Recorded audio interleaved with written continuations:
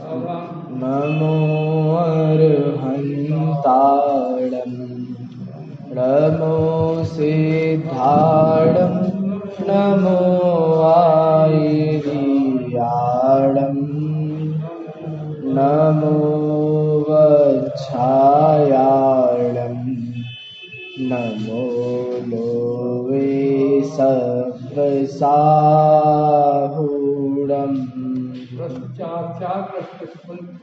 S सुरासुर मनुसिंद वंदेदं धोदघाइकं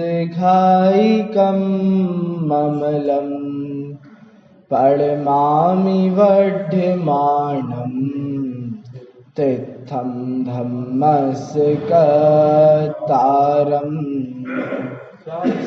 से पुण्यतीर्थयरे ससव सिद्धे विशुद्ध सभावे समणीयणान दंसन चरित तव वीरयारे ते सवे समगम समगम पत्तेगमेव पत्तेगम वन्दामि अवट्टन्ते अर्हन्ते मानुषे खित्ते किच्चार्हन्ताणं सिद्धाणं तरणमो गणहराणम् अज्झावैवगाढं साहूरं चैव सवेसिं तेसिं विशुद्धदंसन् नाणपहाणा समं समासिज्य अवसंपयामि सम्मं जत्तो निर्वाण संपत्ति।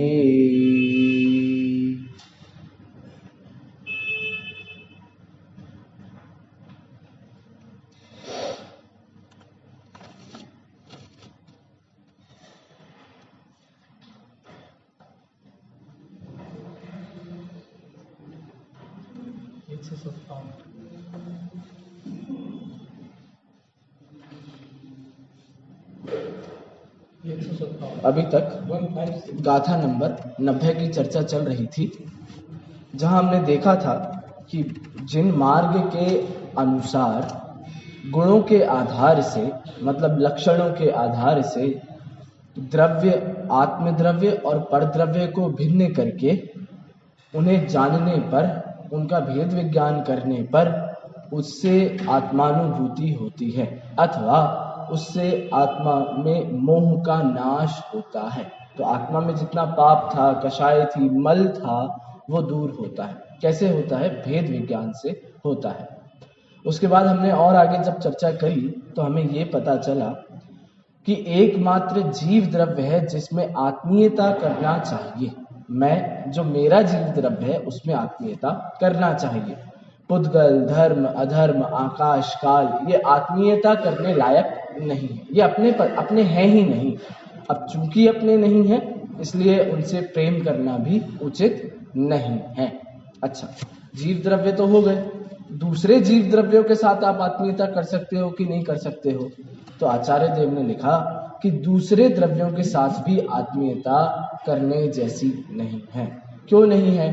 क्योंकि उनका ज्ञान गुण और मेरा ज्ञान गुण दोनों में भिन्नता है। उनके ज्ञान गुण से वे अपने आप को जानते हैं और अब मेरे ज्ञान गुण से मैं स्वयं को जानता हूँ। तो मेरा ज्ञान गुण उनके लिए कार्यकारी नहीं है, उनका ज्ञान गुण मेरे लिए कार्यकारी नहीं है। तो ऐसी सारी चर्चाएं कल हमने देखी, जहाँ द्रव्य गुण पर्याय का बहुत स्पष्ट तरीके से उन्होंने स्वरूप बताया। उसके बाद इसी के आधार से द्रव्यों में विभाजन किया और जीव द्रव्य को बाकी अन्य द्रव्यों से अलग रखा। अब ये सारी बातें हो गई तो आचार्य देव को लगा कहीं उदाहरण तो प्रस्तुत करो। भाई, किसके लिए ये सारी बातें की जा रही हैं? ऐसा क्यों कहा जा रहा है कि आत्मा को निर्मोही होना है, मतलब सामने कोई मोही जीव होंगे, सामने कोई उन्हें पता होगा कि कोई पापी होंगे, कोई कषाई जीव होंगे।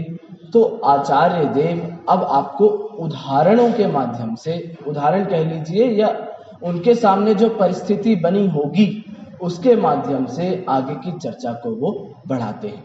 अब क्या बात है, तो आज जब हम चर्चा करेंगे 91 नंबर की गाथा पर, उसमें आपको ये सारी चीजें मिलेंगी। कौन सी चीजें मिलने वाली हैं? उसमें एक मुनिराज को खड़ा किया जाएगा, उदाहरण के रूप में, दृष्टांत के रूप में एक मुनिराज का चरित्र खड़ा किया जाएगा कि भाई मुनिराज होते हैं। अब मुनिराज होते हैं ये सभी स्वीकार है, सब मानते हैं, होते हैं, ठीक है, लेकिन मुनिराज का स्वभाव कैसा होता है उसके बारे में बात की जाएगी। कैसा होता है? यदि मुनिराज द्रव्य गुण पर्याय की सत्ता को स्वीकारते हैं तो वे मुनिराज हैं, और जो नहीं स्वीकारते हैं वे मुनिराज नहीं हैं। अब ये सारी चर्चा सुनकर आपको ये लग सकता है कि ये ग्रंथ तो फिर हमारे लिए है ही नहीं, भाई ये तो मुनिराजों के लिए होना चाहिए था। जैसे समय सार के बारे में लोगों ने प्रश्न चिन्ह खड़े किए थे कि समय सार तो मुनिराजों के पढ़ने का ग्रंथ है, वो श्रावक नहीं पढ़ सकते, लेकिन वहां जगह जगह समय सार में ही जगह जगह ऐसी बातें आती हैं कि अप्रतिबुद्ध को समझाते हैं। अप्रतिबुद्ध माने अज्ञानी, अप्रतिबुद्ध माने मिथ्या दृष्टि। तो कहते हैं कि मिथ्या दृष्टि तो मुनिराज नहीं हो सकते, अप्रतिबुद्ध तो मुनिराज नहीं हो सकते, वो तो कोई आप और हम जैसे श्रावक होंगे।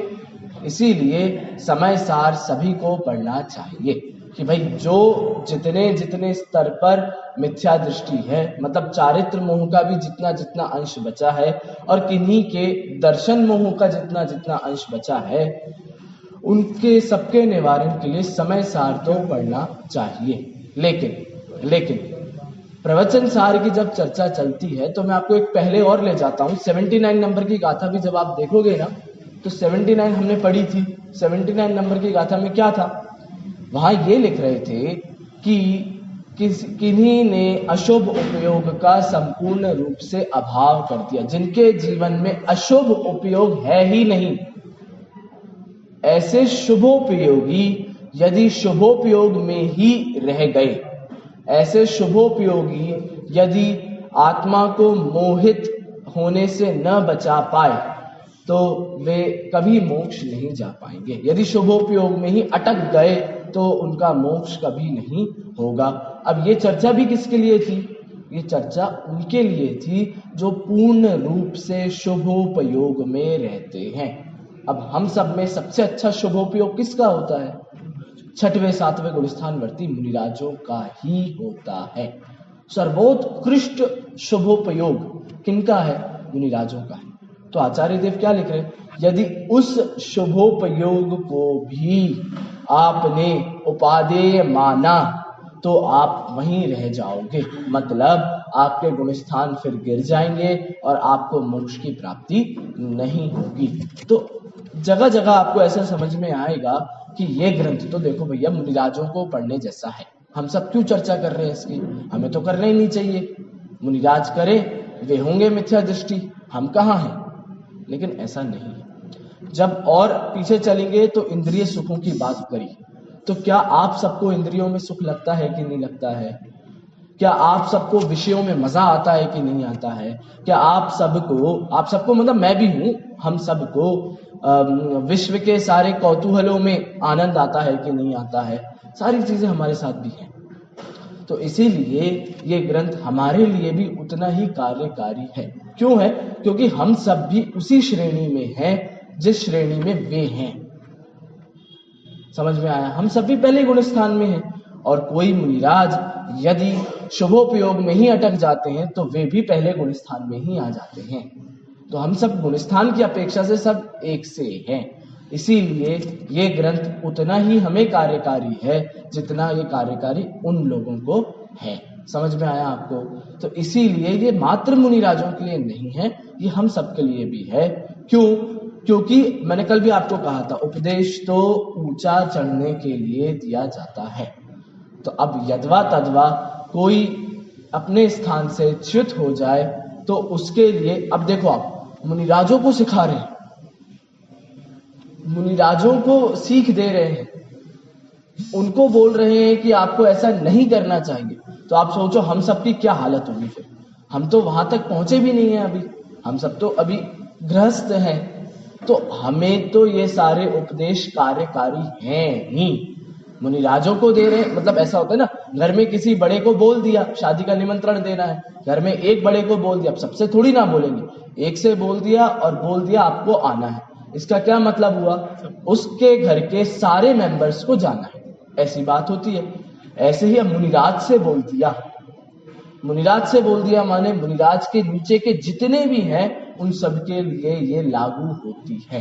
कौन सी बात, आज जो हम चर्चा करने वाले हैं। देखिए गाथा नंबर है 91, उसके ऊपर लिखी हुई संस्कृत की उत्थानी का। देखिए अथ अब जिनोदित अर्थ श्रद्धानम अंतरेण। अब जिनोदित मतलब जिनेन्द्र भगवान द्वारा उदित मतलब उपदेशित मतलब कहे गए बताए गए अर्थ श्रद्धानम अंतरेण। अर्थ श्रद्धानम, अर्थ माने क्या, हमने पढ़ा था द्रव्य गुण और पर्याय। हमने पढ़ी थी, पूरी गाथा थी कि द्रव्य भी अर्थ है, गुण भी अर्थ है, पर्याय भी अर्थ है। तो जिनेन्द्र भगवान द्वारा बताए हुए अर्थ श्रद्धानम, अर्थ श्रद्धान के अंतरेण बिना, अंतरेण माने बिना होता है, तो अर्थ श्रद्धान के बिना मतलब द्रव्य गुण पर्याय की श्रद्धा किए बिना धर्म लाभ न भवति, धर्म का लाभ नहीं होगा, धर्म की प्राप्ति नहीं होगी।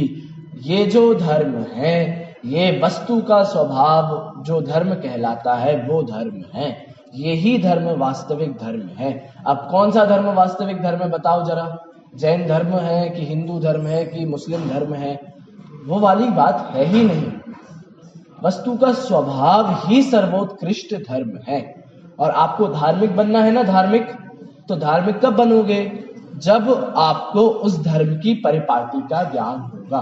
तो इस धर्म की परिपाटी माने क्या, द्रव्य की संतति। द्रव्य की संतति माने क्या, द्रव्य गुण पर्याय का श्रद्धान।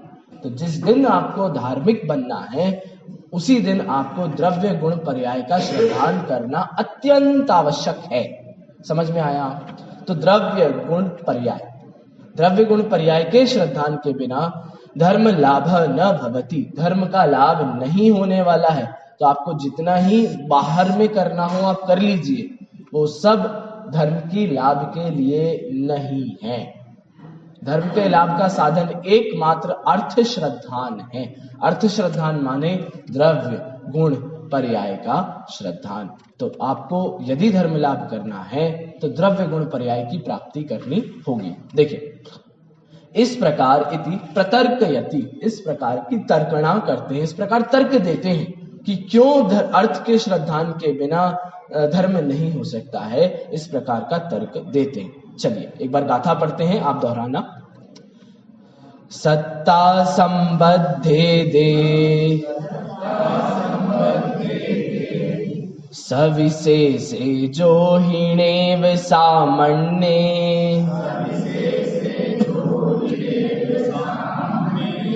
सद्हदीनस समणो सत्तो धम्मो न संभवति। उसी के नीचे हिंदी पद्यानुवाद दादा वाला। द्रव्य जो सविशेष सत्ता मई उसकी दृष्टि ना, तो श्रमण हो पर उस श्रमण से धर्म का उद्भव नहीं। देखिए सत्ता संबद्धे दे, सत्ता संबद्धे दे माने क्या, सविशेष से, तो विशेष सत्ता से संबंधित।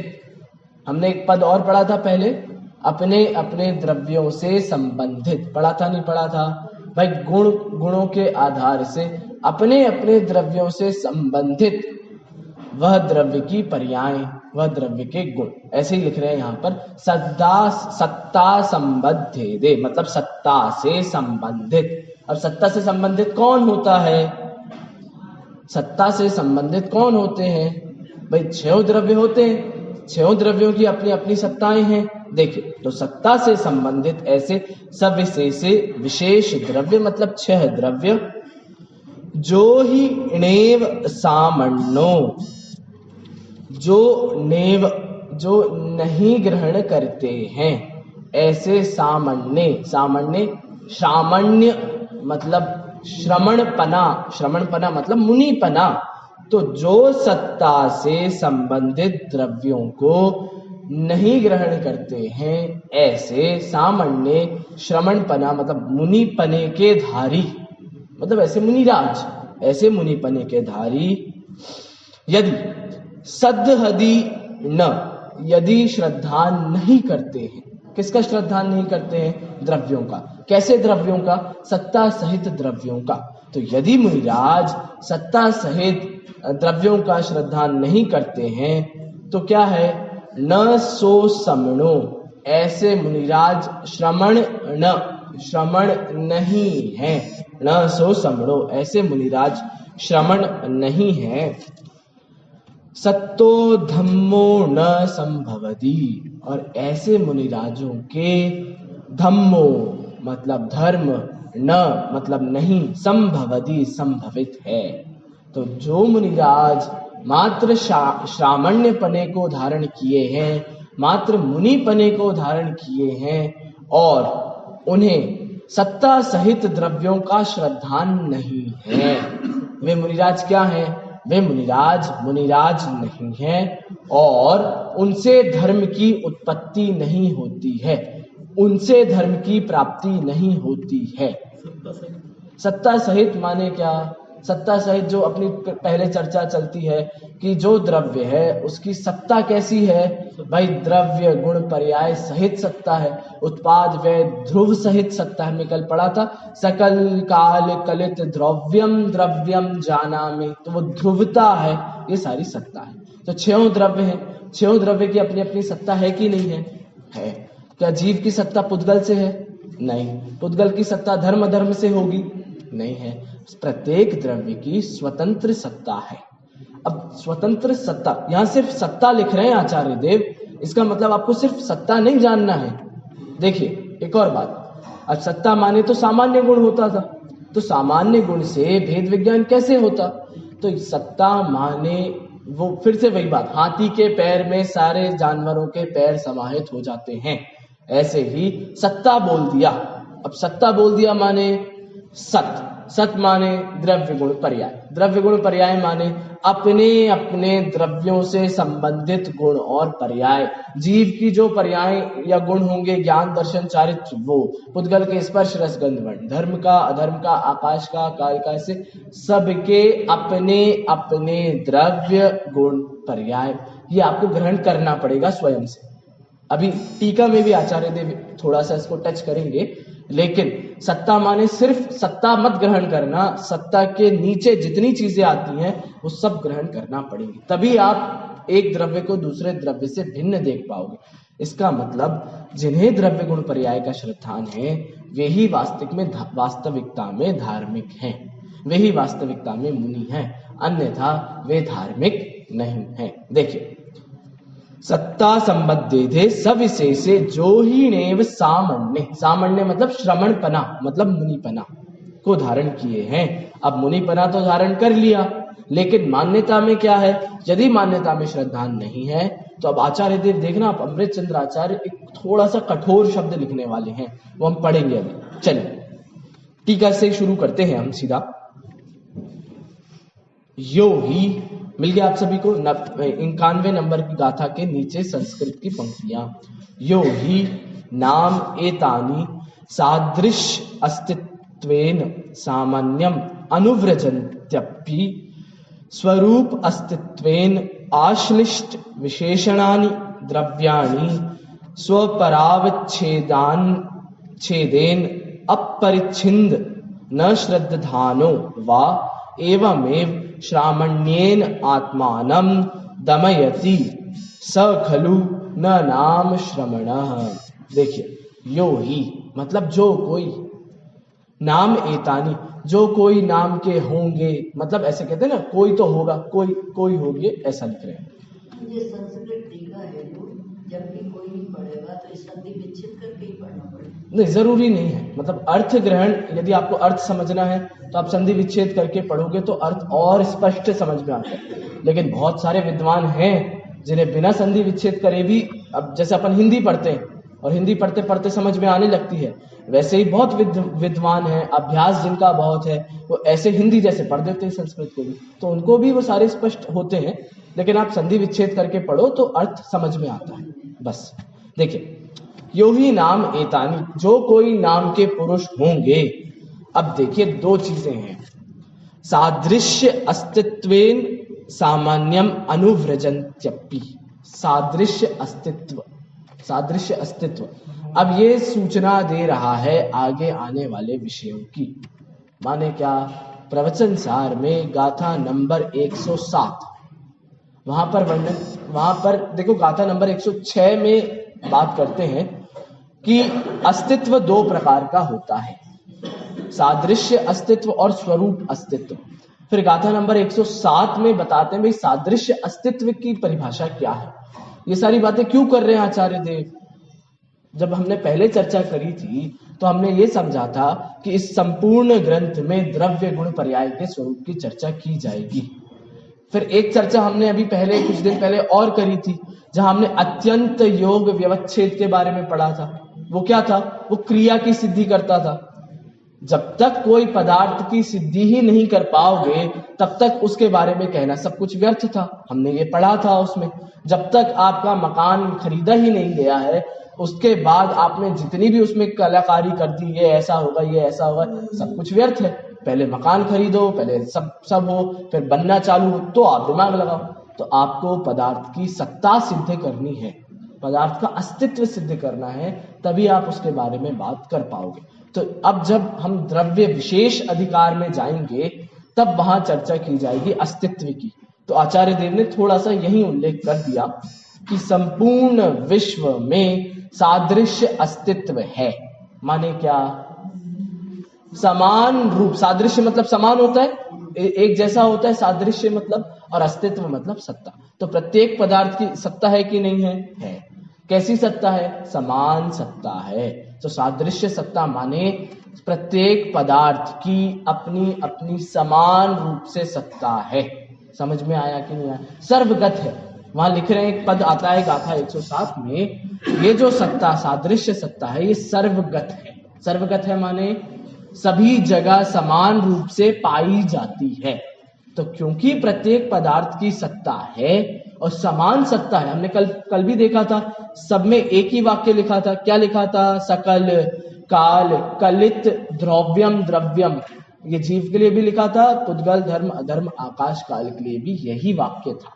मतलब सबकी समान सत्ता है। तो देखिए, सादृश्य अस्तित्वेन सामान्यम अनुव्रजन्त्यपि, मतलब सादृश्य अस्तित्व से सामान्य को ग्रहण करता हुआ भी, सामान्य को धारण, अनुव्रजन्ति मतलब धारण करना, सामान्य को धारण करने पर भी, तो सामान्य रूप से आपने धारण कर लिया सारे पदार्थों को, सामान्य रूप से आपने समझ लिया सारी सत्ताओं को, उसके बाद अपि मतलब भी, तो ग्रहण करने पर भी स्वरूप अस्तित्वेन आश्लिष्ट विशेषाणि द्रव्याणि, तो सादृश्य अस्तित्व होने पर भी प्रत्येक पदार्थ की स्वरूप अस्तित्व होता है।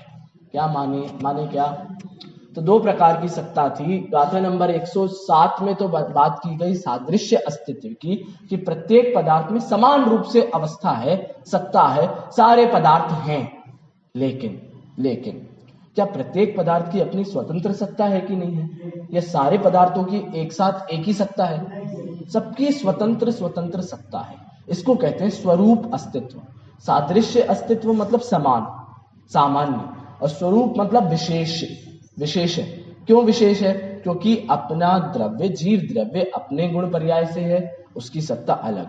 पुद्गल अपने द्रव्य गुण पर्याय से है, उसकी सत्ता अलग का। ऐसे धर्म अधर्म आकाश काल अपने अपने द्रव्य गुण पर्याय से है, उन सबकी अपनी अपनी अपना अपना एग्जिस्टेंस है, उसको किसी के आधार की जरूरत नहीं है। अब ये सारी बातें हम पढ़ चुके हैं, कितने हमने वो दीपक का उदाहरण भी देखा कि एक दीपक अपना प्रकाश, उसके प्रकाश की सत्ता उस दीपक से स्वयं से है। यदि उस दीपक के प्रकाश को हटा दिया जाएगा तो उतने कमरे में उतना हिस्सा अंधेरे वाला हो जाएगा। तो हर दीपक की अपनी एक अहम भूमिका है। ऐसे ही प्रत्येक द्रव्य की अपनी अपने अहम भूमिका है, सत्ता है, स्वतंत्र सत्ता है। तो इसको कहते हैं हाँ विशेष विशेष जीव की अपनी हाँ स्वतंत्र है, पुद्गल की धर्म अधर्म सबकी स्वतंत्र स्वतंत्र अपनी सत्ता है। भाई दूसरे के हिसाब से नहीं रह रहे हो, आप अपने हिसाब से रह रहे हो, ये बात देखिए। तो सामान्य सत्ता का ज्ञान होने पर भी विशेष मतलब स्वरूप अस्तित्वेन आश्लिष्ट, आश्लिष्ट मतलब सहित, आश्लिष्ट माने सहित, विशेष स्वरूप सत्ता से सहित विशेषाणी द्रव्याणि, ऐसे विशेष विशेष द्रव्य, ठीक है। तो सामान्य अस्तित्व के साथ होने पर भी प्रत्येक द्रव्य में अपनी स्वतंत्र सत्ता है। अब देखो, स्वपरावच्छेदेन अपरिच्छिन्दन न श्रद्धानो व एवं एव। अब ऐसा होने पर भी, सब पदार्थों की अपनी अपनी सत्ता होने पर भी देखो क्या कह रहे हैं, स्वपरौ अच्छेदेन अपरिच्छिन्न न श्रद्धानो, अपनी अपनी श्रद्धा हो अस्तित्व होने पर भी जो स्व और पर मतलब जीव द्रव्य मैं स्वयं और पर द्रव्य मतलब पुद्गल धर्म अधर्म आकाश काल और अन्य जीव स्व और पर में परिच्छिन्न मतलब उनका ज्ञान न श्रद्धानो नहीं श्रद्धान करते हैं। मतलब प्रत्येक की इंडिपेंडेंट अस्तित्व होने के बाद भी जो अपनी आत्मा और पर द्रव्यों का श्रद्धान, इनके भेद विज्ञान का श्रद्धान नहीं करते हैं, एवं एव वे जीव ही श्रामण्येन आत्मानं दमयति। ये है कठोरता, जो मैं आपको कठोर शब्द की बात कर रहा था, वो लिख रहे हैं श्रामण्येन, श्रमणता के द्वारा।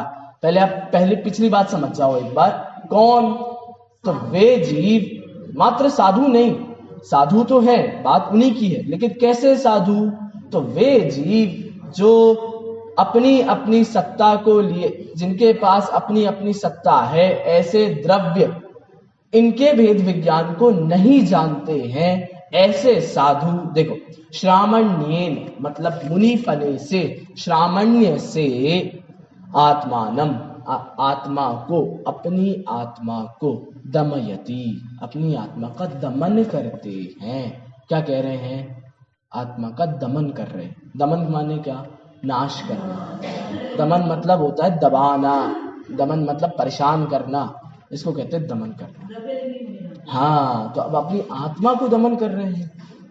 मुनि लिंग तो सर्वोत्कृष्ट लिंग था जिनागम में, मुनि लिंग से तो मोक्ष की प्राप्ति होती है। टोडरमल जी जब चर्चा करते हैं कि ऐसे कई कारण होते हैं जिनके अभाव में मोक्ष की प्राप्ति नहीं होती, उसमें सबसे पहला कारण उन्होंने मुनि लिंग लिखा कि भाई मुनिराज बने बिना मोक्ष की प्राप्ति नहीं होती है।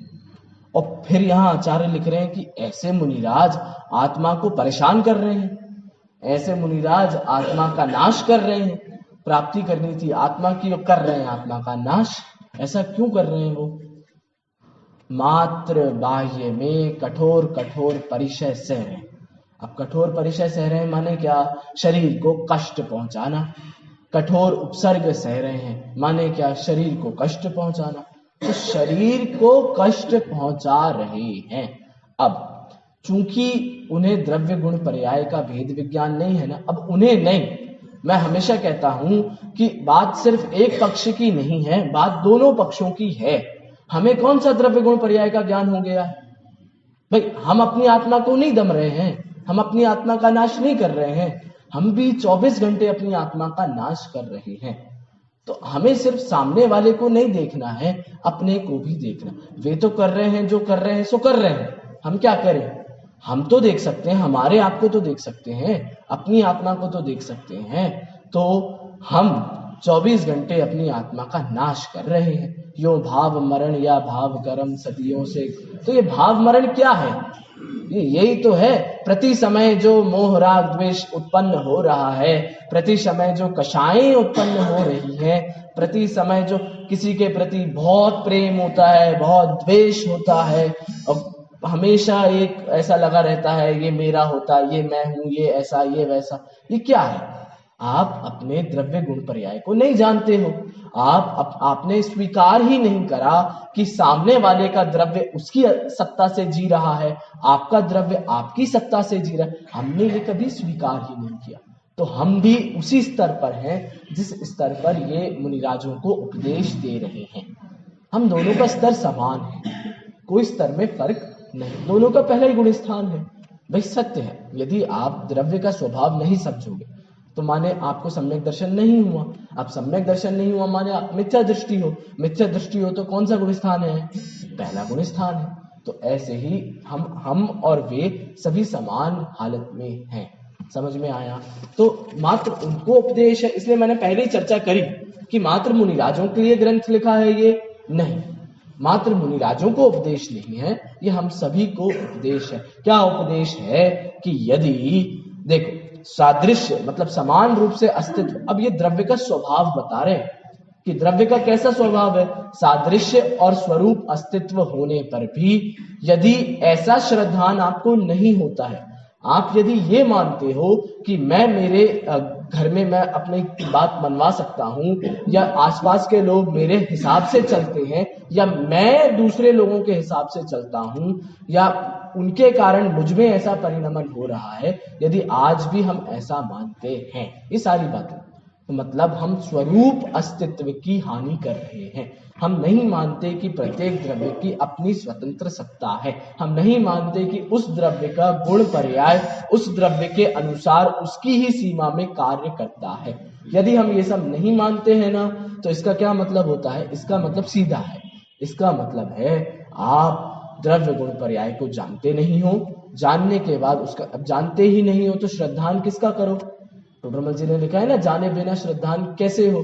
तो जब जानता ही नहीं है तो उसका श्रद्धान भी नहीं होगा। श्रद्धान नहीं होगा मतलब आप धार्मिक नहीं हो। अभी बस अगले दो शब्द यही हैं, जानोगे नहीं तो श्रद्धान नहीं होगा, श्रद्धान नहीं होगा तो आप धार्मिक नहीं हो। धार्मिक नहीं हो माने क्या? आप में धर्म नहीं है और आपसे धर्म नहीं होगा। मतलब गुरुदेव श्री जब इस पर प्रवचन कर रहे थे तो उन्होंने दोनों अर्थ किए कि आप धार्मिक नहीं हो माने क्या? माने आप स्वयं के अंदर तो धर्म है नहीं, आप स्वयं धार्मिक तो हो नहीं, और आप धर्म का प्रचार प्रसार भी नहीं कर सकते। धर्म माने वस्तु का जो स्वभाव है, आप उसके बारे में स्वयं नहीं जानते हो तो दूसरों को क्या बताओगे? आप कैसे उसका श्रद्धान करोगे, करवाओगे? तो गुरुदेव श्री दोनों अर्थ करते हैं, आप में धर्म नहीं है और आपसे धर्म नहीं है, मतलब आपसे धर्म का प्रचार प्रसार भी नहीं होगा। देखिए, तो ऐसे श्रामण्य के द्वारा आत्मानम, आत्मा को दमयति, दमन करते हैं, आत्मा को कष्ट पहुंचाते हैं। स खलु, वे निश्चय से, निश्चित ही, न नाम श्रमणः, वे श्रमण नाम के नहीं है, मतलब वे श्रमण नहीं है, वे उनको श्रमण संज्ञा प्राप्त नहीं है। अब देखिए, आचार्य कुंद ने अपनी गाथा में लिखा है, माने आज से करीब 2100 साल पहले, 2000 वर्ष पहले, तो उनके समय भी ऐसी परिस्थितियां थी। मैं तो आपको ये बताना चाहता हूं कि आज जो परिस्थितियां हम और आप देख रहे हैं उसमें कोई आश्चर्य नहीं करना चाहिए। क्यों नहीं करना चाहिए? क्योंकि आप समझिए 2000 वर्ष पूर्व भी ऐसी परिस्थितियां होंगी ही। क्यों? अब ये तो प्रवचन सार का उदाहरण दिया मैंने आपको। अष्टपाहुर जी उठाकर देखो आप, वहां तो कितने कितने विशेषणों से ये सारी चीजें समझाई गई हैं, क्या क्या उपाधियां दी गई हैं, कैसी कैसी बातें की गई हैं। तो इसका मतलब उस समय भी उन्हें ये सारी चीजें देखने, सुनने, पढ़ने, समझने मिलती होंगी, इसीलिए आचार्य लिख रहे हैं। तो आज जो हम परिस्थितियां देख रहे हैं वो नई परिस्थितियां नहीं है, वे सब पुरानी परिस्थितियां ही चली आ रही, तो उसमें हमें आश्चर्य नहीं होना चाहिए। अब करना क्या चाहिए, तो भैया वस्तु का सही स्वरूप समझ के हमें तो अपना काम करना चाहिए। देखिए अब एक और उदाहरण, आचार्य देव प्रत्येक जगह पर आपको उदाहरण देंगे जिससे विषय हमेशा सरल रहे। भाई हर सभा में एक से व्यक्ति नहीं होते हैं, हर सभा में 2-4 तरीके के व्यक्ति होते हैं, तो कोई उदाहरण से समझ जाता है, कोई गाथा मात्र से समझ जाए, कोई उसका क्या अर्थ है उससे समझ जाए, तो अपना अपना। तो आचार्य अमृतचंद्र फिर से एक उदाहरण देते हैं, और उदाहरण बहुत सरल है, आप सब जानते होंगे। मतलब अब वो शायद नहीं होते, वैसे देखने को परिस्थितियां नहीं मिलती, लेकिन हो सकता है पहले ऐसी परिस्थितियां होंगी। देखो क्या दे रहे हैं उदाहरण, मैं बता देता हूं फिर पढ़ते हैं। उदाहरण ये है कि जैसे एक व्यक्ति है, ठीक है, उस व्यक्ति का काम क्या है, उस व्यक्ति का काम है जौहरी बाजार में रहना। जौहरी बाजार मतलब जहां पर सोने चांदी का कार्य होता है, सराफे में रहना। तो वो क्या करेगा कि जब सोने की धुलाई होती है, जब धोया जाता है सोने को, तो रेत में से निकाल कर लाते हैं सोना, मतलब खानों में से लाते हैं, तो उसमें मिट्टी भी होती है, सोना भी होता है। अच्छा हाँ, आपने देखा भी होगा ये चीज, आपने यदि डिस्कवरी पे एक चैनल आता था, मतलब एक प्रोग्राम आता था जिसमें वो सोने की खुदाई करके दिखाते थे, मतलब सोना कहाँ कहाँ से किन किन खानों में से निकालते हैं, फिर उसकी पूरी प्रोसेसिंग दिखाते थे कि ऐसे कन्वेयर बेल्ट होते हैं, उनके ऊपर से आप मिट्टी है, सोना है, वो सब एक साथ डालो, फिर वो धीरे धीरे एक एक करके अलग होते जाएंगे, पानी से उनकी धुलाई होती जाएगी, फिर उसमें से सोना वो एक एक करके उठाते जाते हैं। मैन्युअली उठाना पड़ता है हाथ से कि ये चमक रहा है, ये सोना होगा, चमक रहा है, सोना होगा, ऐसे उठाना पड़ता है। तो इसका उदाहरण आचार्य देव दे रहे हैं। क्या दे रहे हैं, जैसे कोई व्यक्ति सोने और रेत, यहां रेत रजकण दिया, सोने और रजकणों में अंतर नहीं जानता है, और ये वो काम कर रहा है जहां सोने और मिट्टी को अलग अलग किया जाता है। अब ये काम तो वहां कर रहा है, लेकिन यहाँ दोनों का अंतर ही नहीं जानता, दोनों में भिन्न भिन्नता ही नहीं जानता, तो क्या उसको सोने की प्राप्ति हो पाएगी? नहीं हो पाएगी। क्यों नहीं हो पाएगी? क्योंकि उसको पता ही नहीं है कि मिट्टी क्या है और सोना क्या है। जिस दिन वो ये भेद जान जाएगा, उसको ये पता चल जाएगा कि अच्छा मिट्टी ये है, इसको अलग करना है, सोना ये है, इसको ग्रहण करना है। आचार्य देव सिर्फ इतना सा उदाहरण देते हैं कि जिस व्यक्ति को सोने और रजकण में फर्क नहीं पता है, उसको शुद्ध सोने की प्राप्ति नहीं हो सकती। वैसे ही यदि आपको द्रव्य, गुण, पर्याय और जीव द्रव्य और अन्य द्रव्यों में अंतर ही नहीं पता है, आपको फर्क ही नहीं पता है, तो आपको जीव द्रव्य की प्राप्ति नहीं हो सकती है, आपको कभी भी जीव तत्व की प्राप्ति नहीं होगी। इतना सा सिर्फ उदाहरण देते हैं। देखो अब संस्कृत से देख लेते हैं। यतः जैसे, ततः मतलब कहीं किसी स्थान पर, अपरिच्छिन्न रेणु कनक कणिका, अपरिच्छिन्न मतलब फैली हुई, बिखरी हुई, रेणु कनक कणिका, रेणु मतलब रेत, कनक मतलब सोना, कणिका मतलब उसके कण, तो रेत के कण और सोने के कण जैसे कहीं फैले हुए हों, और विशेषाद धूलि धावकात कनक लाभ, जो विशेष जानकार हैं, किसके? कनक और धूलि के, मतलब सोने के और धूल के जो विशेष जानकार हैं, ऐसे धूलि धावकात, उनको क्या कहते हैं? उन्हें धूलि धावक कहते हैं। जो ये काम करते हैं ना, उनके लिए संस्कृत में नाम है धूलि धावक, और हिंदी में भी यहाँ नाम दिया है, एक मिनट में आपको बताता हूं, धूल धोया। हिंदी में यहाँ नाम दिया है धूल धोया, मतलब जो धूल से धो धोकर सोने को निकालते हैं। तो देखिए संस्कृत में नाम है धूलि धावकात, धावकात, धूलि धावकात। तो जिन्हें ऐसा विशेष ज्ञान है, जो सोने और रेत को विशेष जानते हैं, ऐसे धूलि धावकात कनक लाभ, ऐसे धूली धावकों से कनक की प्राप्ति होगी। ऐसे धूली धावकों को कनक की प्राप्ति होगी, मतलब सोने की प्राप्ति होगी। कैसे धूली धावक को प्राप्त होगी? जिससे विशेष ज्ञान है। किसका विशेष ज्ञान है? रेणु का और कनक का, धूल का और सोने का। उसे क्या प्राप्त होगा? उसे सोना प्राप्त होगा। इव माने उसके समान। वैसे ही यदि निरुपराग आत्म तत्व उपलम्भ लक्षण धर्म उपलम्भ न संभूतिम अनुभवति। वैसे ही क्या भाई, जिसे ज्ञान है उसे तो सोने की प्राप्ति होगी। अब जिसे ज्ञान नहीं है उसे सोने की प्राप्ति नहीं होगी। वैसे ही जिसे धर्म लिखा है, धर्म देखो, निरुपराग आत्म तत्व उपलम्भ लक्षण धर्म, ये धर्म लिखा है ना, धर्म। इस धर्म की परिभाषा क्या है? इसकी परिभाषा, इसका विशेषण पिछले पद में है। तो इतना बड़ा जो पद लिखा है, निरुपराग आत्म तत्व उपलम्भ लक्षण, ये पद है, ये किसकी परिभाषा है? ये धर्म की परिभाषा। धर्म किसे कहा? देखो, निरुपराग मतलब राग से रहित। धर्म किसे कहते हैं? जो राग से रहित है। दूसरा, आत्म तत्व उपलम्भ, जिससे आत्म तत्व की उपलब्धि होती है, ऐसे लक्षण वाला धर्म। ठीक है, ऐसे लक्षण वाला धर्म। धर्म की दो परिभाषाएं, राग रहित होना चाहिए और आत्म तत्व की प्राप्ति कराने वाला होना चाहिए। ऐसा धर्म, इसका उपलम्भ, इसकी प्राप्ति, ना संभूतिम अनुभवति, इसकी प्राप्ति नहीं होगी। अब ये कैसा उदाहरण है? देखिए, जिसे रेणु और कनक का विशेष ज्ञान नहीं है उसे कनक की प्राप्ति नहीं होगी। ऐसे ही जिसे, ऊपर से लेना है थोड़ा सा, स्व और पर के भेद विज्ञान नहीं है, जिसे स्व और पर का ज्ञान नहीं है, उसे धर्म की प्राप्ति नहीं होगी। कैसा धर्म? निरुपराग आत्म तत्व उपलम्भ, मतलब राग रहित और आत्म तत्व की प्राप्ति कराने वाला धर्म, उसकी प्राप्ति नहीं होगी। ऐसा आचार्य देव यहां पर कह रहे हैं कि जिसे धर्म की प्राप्ति करना है उसे क्या करना चाहिए? उसे कुल मिलाकर द्रव्य गुण पर्याय की बात को समझना चाहिए।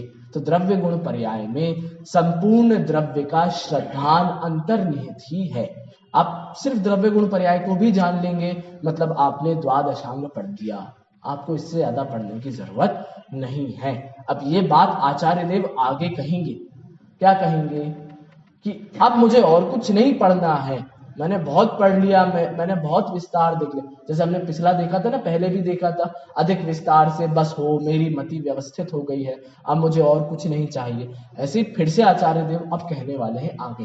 क्या कहेंगे? वो यही कहेंगे, अब मुझे और ज्यादा मत बताओ आप, ना मुझे पढ़ना है ना मैं पढ़ूंगा, क्योंकि मुझे तो माल मिल गया। अब जब माल मिल गया है तो मैं अब और क्यों जाऊं? जब मुझे मेरे प्रयोजन की प्राप्ति हो गई, अब मैं और क्यों मेहनत करूं? तो इसीलिए आचार्य देव अब आगे ऐसे ऐसे शब्द आपसे कहेंगे और उसके बाद वो फिर से यही बात दोहराएंगे कि यदि आपको प्राप्ति करना है मोक्ष की तो आपको वो समता भाव प्रकट करना होगा। समता भाव कैसे प्रकट होगा? वो ऐसे प्रकट होगा जब हमें पता चलेगा कि इनका द्रव्य, इनका द्रव्य, इनका द्रव्य, इनका द्रव्य समान है। वो कैसे समान है? वो द्रव्य गुण पर्याय के आधार से समान है। तो कुल मिलाकर मूल जो है, मेन वस्तु जो है, वो द्रव्य गुण और पर्याय है। अब ऐसा कहकर आचार्य देव कह रहे हैं कि जो द्रव्य लिंगी श्रमण साधु जन हैं, वे मात्र आत्मा को कष्ट पहुंचा रहे हैं। वे न धार्मिक हैं, न उनसे धर्म की उत्पत्ति हो रही है। तो भाई धर्म की उत्पत्ति किससे होगी या धार्मिक कौन होंगे? अब अगली ही गाथा में आचार्य देव फिर से मुनिराजों को लेकर आएंगे और वो कहेंगे, देखो अभी इस गाथा में क्या कहा कि जो मुनिराज सत्ता सहित द्रव्यों को नहीं जानते, नहीं श्रद्धान करते, वे धार्मिक नहीं है, वे मुनिराज नहीं। अगली गाथा में क्या कहेंगे? जो मुनिराज सत्ता सहित द्रव्यों का श्रद्धान करते हैं वे चलते फिरते धर्म हैं। वो चलते फिरते, वो है ना, चलते फिरते सिद्धों से गुरु, हाँ, तो वो चलते फिरते धर्म कहेंगे अब आचार्य देव उन्हें ही। ऐसे ही मुनिराज जिन्हें द्रव्य गुण पर्याय का ज्ञान है, वे कहेंगे कि ऐसे मुनिराज ये धर्म है और इनसे ही धर्म की प्राप्ति होगी और ये ही धर्म का प्रचार प्रसार करेंगे। आगे टीका में एक बहुत बढ़िया बात और कहेंगे कि अब जैसे बहुत महिमा आती है, किसकी महिमा आती है? अब इतनी अच्छी बात मिल गई, बहुत बड़ा कोई रोग था, रोग अभी तक ठीक नहीं हुआ था और उसको बताने वाला कोई मिल गया कि आप ऐसे ऐसे ऐसे करोगे तो पक्का ठीक हो जाएगा, ये मैंने खुद किया, मेरा ठीक हो गया। तो आपको जब ऐसा कोई व्यक्ति मिलता है, बहुत महिमा आती है, बहुत प्रसन्नता हो, चलो अब मेरा काम हो गया, अब मुझे दिमाग नहीं लगाना पड़ेगा, तो उसकी बहुत महिमा आती है। अब आचार्य देव को बहुत महिमा आने वाली है आगे जाके, अभी टीका कल हम पढ़ेंगे जब उसकी आपको बताऊंगा। इतनी महिमा, गजब की महिमा आएगी आगम की, ग्रंथों की, दिव्य ध्वनि की। वो टीका में बार बार कहेंगे, ऐसी जिनेंद्र भगवान की वाणी मेरे लिए कल्याणकारी हो, जयवंत वर्ते, बहुत बहुत नमस्कार हो ऐसी वाणी को। उन्हें महिमा आ रही है, किस बात की महिमा है? क्योंकि अब उन्हें ये सारी चीजें पता चल गई, उन्हें उनके काम की बात पता चल गई। हमें महिमा क्यों नहीं आ रही? क्योंकि हमें ये पता नहीं चल पा रहा है कि वास्तविक सुख या वास्तविक मुक्ति का मार्ग या उपाय अभी कहाँ है तो यही, प्रक्रिया भी यही है, कैसे प्राप्त होगा सारी बातें यही है, लेकिन वो अभी हम पकड़ नहीं पा रहे, वो हमें अभी मजा नहीं आ रहा है। अभी तक हमने द्रव्यों की स्वतंत्र सत्ता ही स्वीकार नहीं करी है, इसीलिए हम इस महिमा से कोरे हैं, अभी वो महिमा हमें नहीं आती। लेकिन हम आचार्य देव की वो महिमा को देखेंगे, उनसे हम सीखेंगे कि कैसे वो यहां तक पहुंच गए। जब वही बात है, अब घर का कोई मुखिया है, वो किसी की तारीफ करता है, इसका मतलब क्या है? सारे घर वाले उसकी तारीफ कर रहे हैं। तो जब हमारे मुखिया आचार्य देव उनको नमस्कार कर रहे हैं, इसका मतलब क्या है? हमें भी उन्हें ही नमस्कार करना है, हमें भी उनकी ही महिमा आनी चाहिए। तो अब वो सारा प्रकरण कल अंतिम है, तो हम इस गाथा को भी, मतलब अंतिम इस अधिकार को भी हम खत्म करेंगे। एक गाथा बस हमारी बची है, 92 नंबर की गाथा, उसके ऊपर चर्चा हम कल करेंगे।